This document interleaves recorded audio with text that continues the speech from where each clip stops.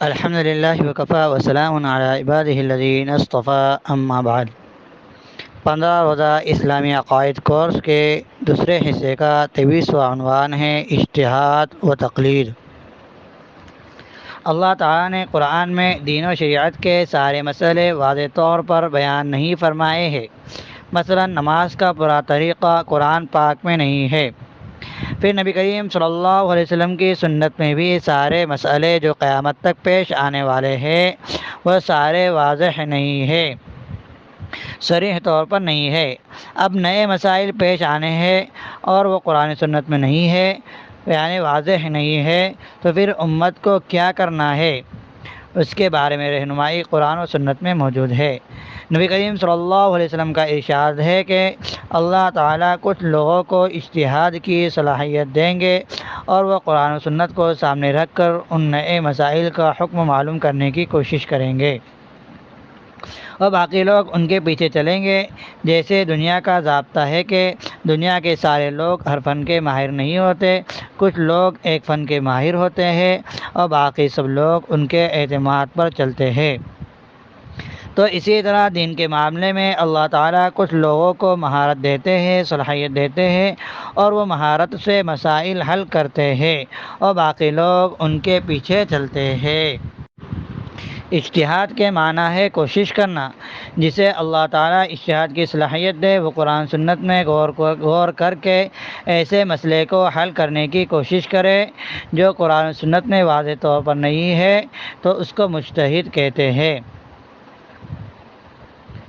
اور جو آدمی خود مجتہد نہیں ہے، اس میں اجتہاد کی صلاحیت نہیں ہے، مہارت نہیں ہے، وہ مجتہد کی بات مان لے اور اس کو یہ حسن ظن ہے کہ انہوں نے مجھے یہ مسئلہ کسی دلیل کی بنیاد پر بتایا ہے، اور وہ دلیل پوچھتا نہیں ہے، لیکن یہ اطمینان ہے کہ انہوں نے یہ مسئلہ کسی دلیل سے بتایا ہے، تو اس طرح یہ بات مان لینا، اس پر عمل کر لینا، اس کو تقلید کہتے ہیں۔ یعنی جو مسئلہ قرآن و سنت میں نہیں ہے اس کو کوشش کر کے معلوم کرنے کا نام اجتہاد ہے، اور مجتہد سے یہ مسئلہ معلوم کر کے عمل کرنے کا نام تقلید ہے۔ اجتہاد نبی کریم صلی اللہ علیہ وسلم نے بھی کیا ہے، اجتہاد صحابہ کرام نے بھی کیا تھا۔ حضور صلی اللہ علیہ وسلم کے زمانے میں جو لوگ دور رہتے تھے وہ فقہائے صحابہ سے پوچھتے تھے، ان کی بات پر عمل کرتے تھے۔ یعنی جو صحابہ مجتہد نہیں تھے وہ مجتہد صحابہ سے پوچھ کر عمل کرتے تھے، ان کی تقلید کرتے تھے۔ تقلید کا مطلب ہوتا ہے کہ آدمی اپنی ذاتی رائے پر چلنے کے بجائے اس بات پر، اس کی رائے پر چلے جس کو اللہ تبارک و تعالیٰ نے اجتہاد کی صلاحیت دی ہے۔ گویا کہہ سکتے ہیں کہ اپنی خواہشات پر، اپنی رائے پر چلنے سے قرآن و سنت نے منع کیا ہے۔ تقلید کا مقصد قرآن و سنت کی پیروی ہے۔ مجتہد قرآن و سنت کو ہم سے زیادہ جانتا ہے، اللہ تبارک و تعالیٰ نے اس میں صلاحیت رکھی ہے، گویا ہم اس سے قرآن و سنت جان کر قرآن و سنت کی پیروی کرتے ہیں۔ گویا تقلید قرآن و سنت کی پیروی کرنا ہے۔ تقلید یہ فرعی مسائل میں ہوتی ہے، یعنی ان مسائل میں جن میں قرآن و سنت واضح نہ ہو، اور یہ فروعی مسئلے ہوتے ہیں، فقہی مسئلے ہوتے ہیں، اور جو مجتہد ہوتا ہے وہ معصوم نہیں ہوتا، یعنی نبی کی طرح معصوم نہیں ہوتا، غلطی سے پاک نہیں ہوتا۔ مجتہد سے غلطی ہو سکتی ہے۔ جیسے ایک ڈاکٹر ہے، وہ اپنے فن کا ماہر ہے، اس نے اپنے فن کی روشنی میں پوری دیانت داری سے مریض کا علاج کیا، مگر اس سے کوئی بھول چوک ہو گئی، یہ ڈاکٹر مجرم نہیں ہے بلکہ اس نے پوری خدمت کی ہے۔ اسی طرح مجتہد اپنی پوری کوشش صرف کرتا ہے، اگر اس سے خطا ہو جائے تو اسے گناہ نہیں ملتا بلکہ اسے ایک نیکی ملتی ہے، کیونکہ اس نے ایک نیک مقصد کے لیے کوشش صرف کی ہے۔ پہلے زمانے میں بہت مجتہد ہوئے ہیں، بہت سے لوگوں میں اللہ تبارک و تعالیٰ نے اجتہاد کی صلاحیت دی تھی، لیکن 4 ایسے مجتہد ہیں کہ انہوں نے مسائل کو مرتب کرا لیا ہے اور ان کا فقہ جمع ہو چکا ہے، ان کے مسائل مرتب ہو چکے ہیں، تو اب فقط تقلید چار کی جاتی ہے۔ بعد میں آنے والے لوگوں کے لیے ضروری ہے کہ ان چار میں سے کسی کی تقلید کرے۔ یہ تقلید واجب ہے، جو نہیں کرتا وہ گمراہ ہے۔ صراط مستقیم سے ہٹ جانا ہے، یعنی تقلید نہیں کرنا صراط مستقیم سے ہٹ جانا ہے۔ تو چار مجتہد امام ابو حنیفہ، امام مالک، امام شافعی اور امام احمد بن حنبل ہے۔ ہمارے بر صغیر یعنی ہند و پاک میں فقط امام فقہ حنفی کے علماء پائے جاتے ہیں، تو ان علاقوں میں فقہ حنفی پر چلنا، عمل کرنا ضروری ہے، واجب ہے۔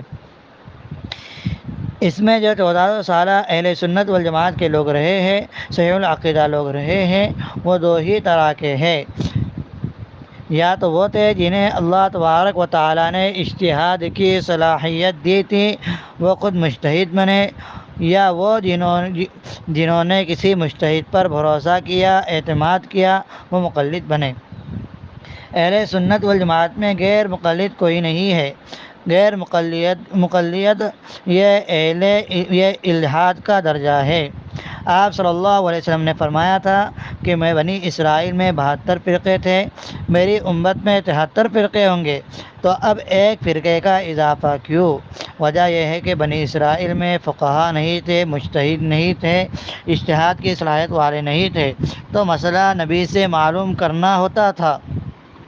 اس امت میں فقہا و علماء ہے، ان سے مسائل پوچھنا بھی ہے، ان کی تحقیق پر عمل بھی کرنا ہے۔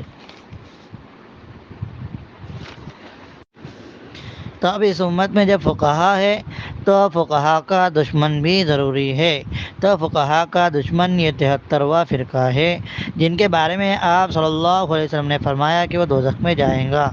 سورہ نساء کی آیت نمبر 83 میں 83 میں ہے، جو فقہا لوگ ہیں مسائل ان سے بھی معلوم کیے جائے۔ اور مسند امام احمد اور ابو داؤد شریف اور ترمذی شریف کی روایت ہے کہ نبی کریم صلی اللہ علیہ وسلم نے اجتہاد کے اظہار پر خوشی فرمائی ہے۔ حضرت معاذ بن جبل رضی اللہ عنہ کو جب حضور صلی اللہ علیہ وسلم نے یمن کا گورنر اور حاکم بنا کر بھیجا تھا، تو انہوں نے کہا تھا، ان سے دریافت کیا کہ آپ سے لوگ مسائل پوچھیں گے تو آپ ان کے مسائل کیسے حل کریں گے؟ تو حضرت معاذ بن جبل رضی اللہ عنہ فرمایا کہ میں کتاب اللہ یعنی قرآن مجید سے مسئلہ حل کروں گا۔ تو آپ صلی اللہ علیہ وسلم نے فرمایا کہ اگر قرآن میں مسئلہ نہ ہو تو پھر تم کس سے مسئلہ حل کرو گے؟ تو معاذ نے فرمایا کہ سنت سے حل کروں گا، یعنی آپ صلی اللہ علیہ وسلم کی سنت میں دیکھوں گا۔ پھر آپ صلی اللہ علیہ وسلم نے فرمایا اگر سنت میں بھی نہ ہو تو پھر کیا کریں گے؟ تو اس سے معلوم ہوا کہ قرآن و سنت میں تمام مسائل کا حل نہیں ہے۔ تو حضرت معاذ بن جبل رضی اللہ عنہ نے فرمایا کہ پھر میں اپنی رائے سے قرآن و سنت کو سامنے رکھ کر اجتہاد کروں گا، قیاس کروں گا۔ تو آپ صلی اللہ علیہ وسلم نے ان کے اس جواب پر خوشی کا اظہار فرمایا اور اللہ تبارک و تعالیٰ کی تعریف کی کہ اللہ تبارک و تعالیٰ نے آپ صلی اللہ علیہ وسلم کے قاصد یعنی حضرت معاذ بن جبل رضی اللہ عنہ کو اس بات کی توفیق دی جس سے اللہ تبارک و تعالیٰ کے رسول یعنی محمد صلی اللہ علیہ وسلم خوش ہے۔ لہذا سلامتی کا راستہ یہ ہے کہ 1400 سال کے علماء و فقہا، محدثین اور مفسرین سب پر اعتماد کیا جائے اور مجتہدین کی تقلید کی جائے۔ 14 سال کے علماء، فقہا، محدثین، مفسرین سب کے سب مقلد تھے، کسی نہ کسی کی تقلید کرتے تھے۔ ہمارے ملک میں جتنے بھی بڑے اولیاء کرام ہیں سب مقلد رہے ہیں۔ خواجہ معین الدین چشتی رحمۃ اللہ علیہ، قطب الدین بختیار کاکی رحمۃ اللہ علیہ، خواجہ نظام الدین، خواجہ فرید الدین گنج شکر رحمۃ اللہ علیہ، مجددین الفیضانی رحمۃ اللہ علیہ سے مقلد تھے۔ اور اسی طرح شاہ ولی اللہ محدث دہلوی رحمۃ اللہ علیہ، شاہ عبدالحق محدث دہلوی رحمۃ اللہ علیہ اور شاہ عبدالقدوس گنگوہی رحمۃ اللہ علیہ، یہ بھی سب مقلد تھے۔ ہمیں بھی سلامتی کا راستہ چاہیے تو فقہاء کرام کی تقلید کرنا پڑے گی۔ ہم حنفی ہیں، یعنی ہم امام ابو حنیفہ رحمۃ اللہ علیہ کی تقلید کرتے ہیں، ان مسائل میں تقلید کرتے ہیں جو قرآن و سنت میں واضح نہیں ہے۔